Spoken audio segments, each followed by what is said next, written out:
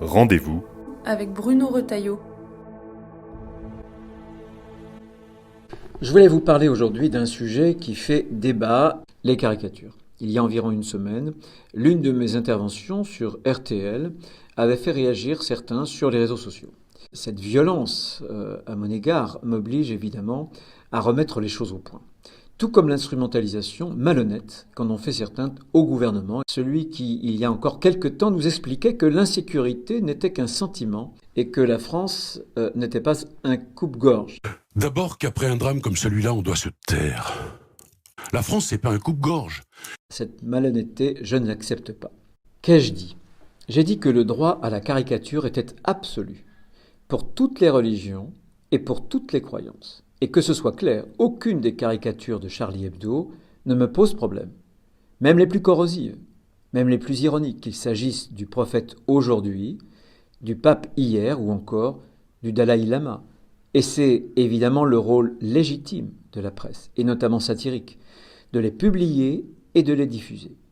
Toute atteinte à cette liberté d'expression, violente ou non, est absolument et définitivement inacceptable. Voilà ce que j'ai dit, mais je n'ai pas dit, contrairement à ce que laisse penser le tweet de RTL, que je plaidais pour des caricatures respectueuses. Évidemment que le propre d'une caricature est d'être irrespectueuse, et qui peut croire sérieusement que je pense le contraire. Je pense cependant, pour paraphraser des proches, qu'on peut rire de tout, mais pas avec n'importe qui, et notamment avec les enfants, les jeunes, qui sont des consciences en construction, nécessitant une médiation, celle de l'éducateur, du professeur. S'il faut enseigner la caricature, faisons-le au bon moment et au bon niveau scolaire, à travers les enseignants, en nous remettant à leur raison et à leur sagesse. C'est d'ailleurs ce qu'a fait Samuel Paty. Toute liberté, bien sûr, s'éduque, y compris cette liberté d'expression que nous chérissons tous. Mais une fois qu'on a dit cela, est-ce qu'on a réglé le problème ? Évidemment non, parce que ce n'est pas en brandissant des caricatures que nous allons terroriser les terroristes islamistes. Et parce qu'il ne suffira pas de montrer ces caricatures pour arracher des griffes islamistes ces jeunes des quartiers islamisés qui sont sur le chemin d'une forme de sécession. Ces jeunes qu'il faut pourtant gagner à la cause de la République de la France si nous voulons gagner la guerre contre le terrorisme et le totalitarisme islamique. Ces jeunes dont nous devons pour cela gagner les cœurs aussi. Et ces cœurs, nous ne les remplirons pas seulement avec des sujets à moquer, mais avec un pays à aimer. Faire aimer la France, ce n'est pas ce que l'on fait malheureusement souvent aujourd'hui, et ce n'est certainement pas ce qu'ont fait beaucoup qui aujourd'hui nous font la leçon.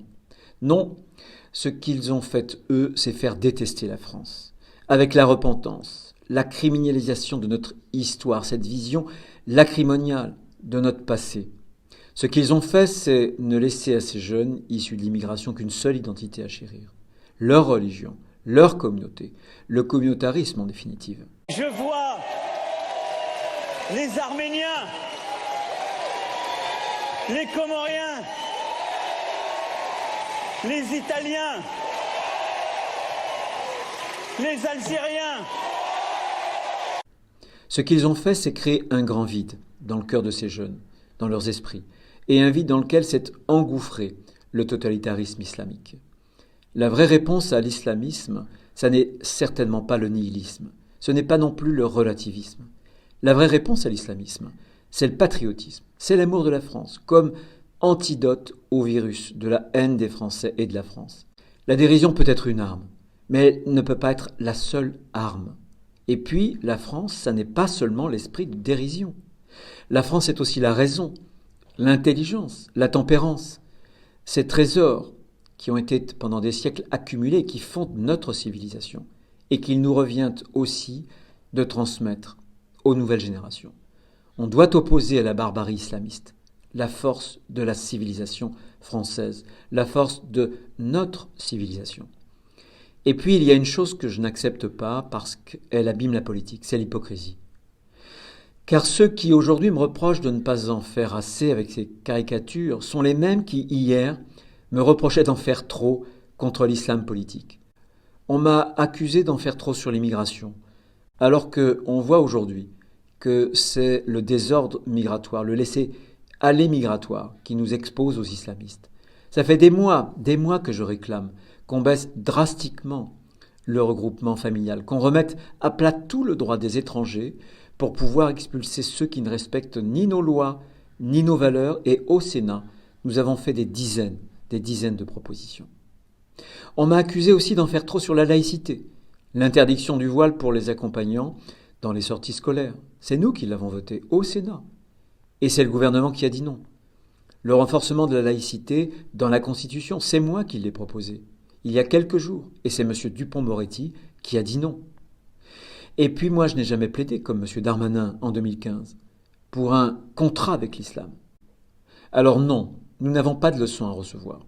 C'est trop facile de se cacher derrière les caricatures pour faire oublier ses propres prises de position et ses propres faiblesses.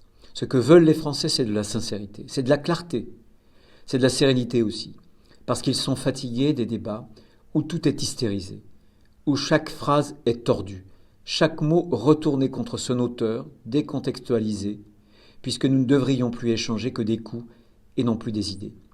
Cette hystérisation, je la regrette, mais je refuse de m'y résoudre. Je veux croire encore que nous pouvons faire de la politique autrement, sereinement, honnêtement, intelligemment. C'est ce que j'essaie de faire, parce que j'y crois. Merci à tous et à très bientôt.